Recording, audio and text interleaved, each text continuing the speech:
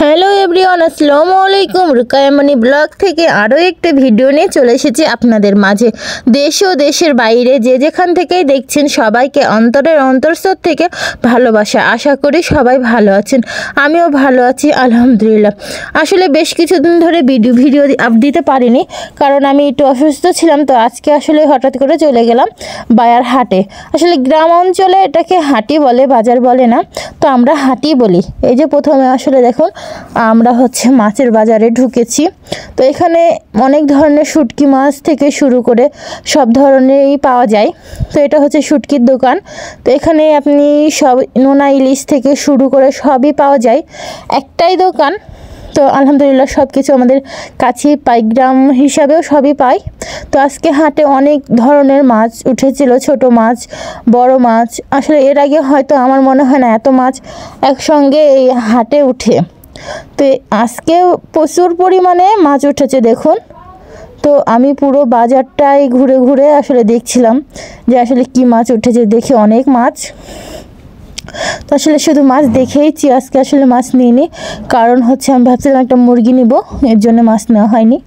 তো এই যে দেখুন, তারপরেই চলে গেলাম কাঁচা বাজারে। তো আসলে গ্রাম অঞ্চলে থাকলে কি যে সবজিটা আপনি মাছ বলেন সবজি বলেন শুধু টাটকাই পাওয়া যায় এখানে। তো আমি টাটকা সবজি নিলাম। তো নেওয়ার আগে এখানে দোকান থেকে একটু কিছু বাজার করার ছিল, তো বাজারগুলো করে নিয়ে তখন আমরা সবজি বাজারে চলে গেছি। এই যে সবজি, পেঁয়াজ মরিচ। এই দোকানে এত ভিড় বুঝছেন যে টাকা দেওয়ার জন্য মানে অনেকক্ষণ দাঁড়িয়ে থাকা লাগে, কারণ এটা এখানে দাম কম পাওয়া যায়। এর জন্য এই দোকানে সব দোকানের থেকে এই দোকানে অনেক ভিড়, সবাই নিচ্ছে। তো তারপরে যে আমরা সবজি নিতে চলে গেছি, যে সবজি নেব। তো আসলে দেখুন এখানে আসলে দেখা যাচ্ছে কি সাদা কপি, তারপরে সবুজ কপি। তো আজকে আমি দেখে নিলাম যে হলুদ কপি, আসলে এর আগে কখনোই দেখিনি। তো আজকে হলুদ কপিও দেখলাম, তো আপনাদের মাঝেও শেয়ার করলাম। তো কেমন হয়েছে ভিডিওটি অবশ্যই কমেন্টে জানাবেন। তো সব ধরনের শাক সবজি টাটকাই পাওয়া যায়। তো আমার ভিডিওর মাঝে যদি কোনো কথা আমি ভুল বলে থাকি, তো অবশ্যই আমাকে বোন হিসাবে মনে করে আমার ভুলটি অবশ্যই ধরিয়ে দিবেন আপু ভাইয়ারা। এটা আপনাদের কাছে আমি একটু রিকোয়েস্ট করছি। যদি না ধরেন তাহলে আমি তো শিখতে পারবো না, অবশ্যই আমাকে শিখিয়ে দিবেন। তারপর আসলে আমি বাসায় চলে আসলাম। আসার পরে যে রান্না বাড়া শুরু করেছি। তো এই যে মশলাটা দেখছেন, এটা কিন্তু করেছি সব কিছু একসঙ্গে মিশিয়ে, কাঁচা মরিচ, শুকনা মরিচ, জিরা, গরম মশলা সব কিছু দিয়ে, আদা রসুন সব একসঙ্গে, পেঁয়াজ টিয়াজ দিয়ে আসলে মাংসটাকে আমি একটু মাখিয়ে নিব।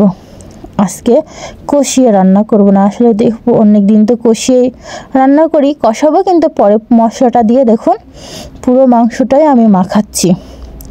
আমার মাংস মাখানো রান্নাটা যদি আপনাদের ভালো লাগে, অবশ্যই খেতে অনেক মজা হয়েছে। আপনারা অবশ্যই একটু বাসায় ট্রাই করে দেখবেন খেতে কেমন লাগে।